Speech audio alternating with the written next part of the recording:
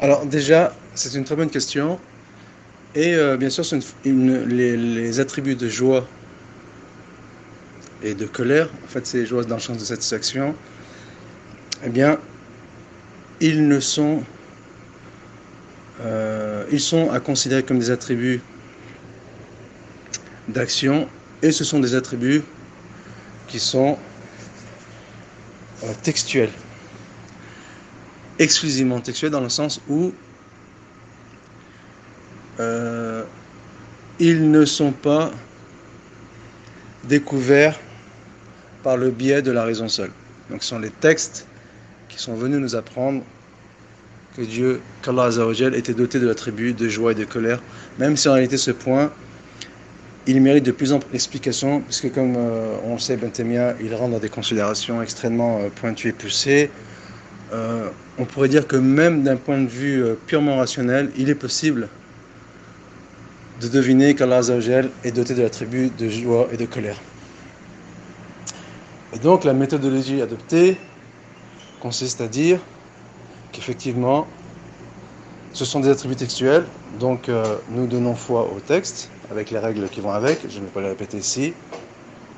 Et d'un point de vue purement rationnel, la satisfaction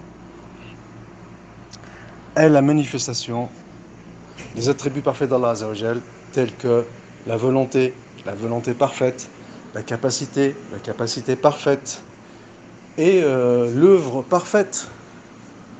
Dans le sens, Allah Azzawajal, il est satisfait de sa volonté qui, elle est parfaite, il est satisfait de son œuvre qui est parfaite, même si la création est imparfaite, et il est satisfait de sa capacité qui est parfaite, puisqu'elle est le résultat de sa volonté, puisque l'œuvre est le résultat de sa volonté et de sa capacité. Et pour ce qui est de la colère, eh bien, c'est à peu près du même acabit, mais dans le miroir opposé. C'est-à-dire qu'Allah, il a une volonté parfaite, une capacité parfaite, et son œuvre est parfaite, même si la création est imparfaite, dans le sens où Allah, il se met en colère grâce à sa volonté parfaite, il se met en colère grâce à sa capacité parfaite, puisqu'il a la capacité et le pouvoir d'être en colère, et sa colère, bien sûr, les résultats de sa colère, et même les causes de sa colère, ils sont liés à son œuvre, qu'elle est parfaite, même si la création est imparfaite. Là, je viens d'exposer la chose succinctement. Bien sûr, ces points méritent de plus ample développement. Wallahu a'lam wa alayhi at-tuklan. On pourrait ajouter sous un autre angle que la joie est la manifestation de la miséricorde et que la colère est la manifestation de pouvoir. Donc il faut envisager la colère et la joie sous un seul angle, et qui est que dans l'absolu, la joie ou la colère proviennent soit d'une entité, je veux le dire comme ça, qui subit, ou soit d'une entité qui agit. Et en l'occurrence, quand bien même la joie et la colère étaient en réaction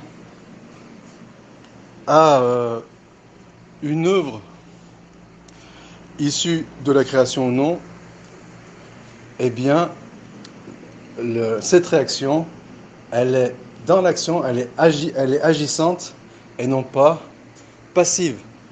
Et en cela, cette joie et cette colère, eh bien, ils atteignent le degré de perfection. Puisque une joie sans miséricorde, elle est vaine, et une colère sans pouvoir, elle est vaine. Et d'ailleurs, pour ce qui est des créatures, eh bien, ces paradoxes sont éventuellement assimilés à des tares, puisque une joie sans miséricorde pour celui qui est dans l'action, eh bien, c'est éventuellement du sadisme, et une colère sans pouvoir, eh bien, c'est éventuellement une faiblesse. Et c'est même certainement une faiblesse, mais au-delà de cela, ça peut aussi cacher d'autres symptômes que je n'évoquerai pas ici. Wallah al-musta'an alayhi tuklan. Il est possible également d'envisager la chose sous un autre angle. Nous avons vu que la joie et la colère étaient le fruit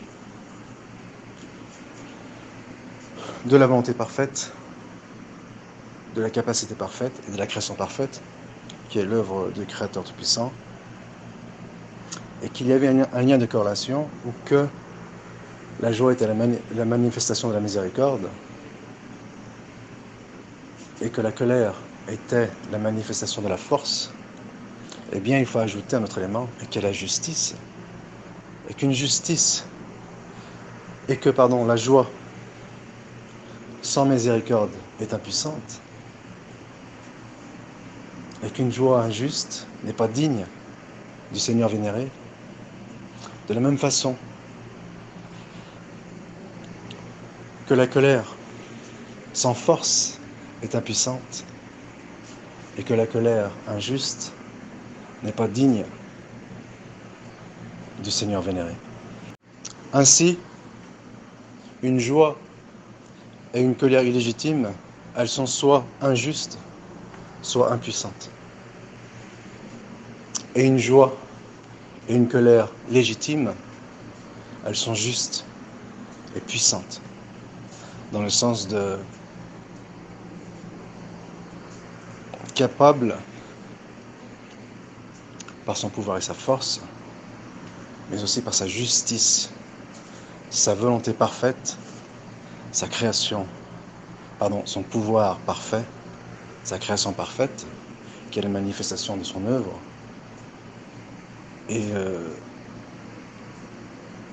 en sachant que la création est imparfaite, eh bien elle émane d'un Dieu puissant, juste et capable, et qui est donc digne de vénération.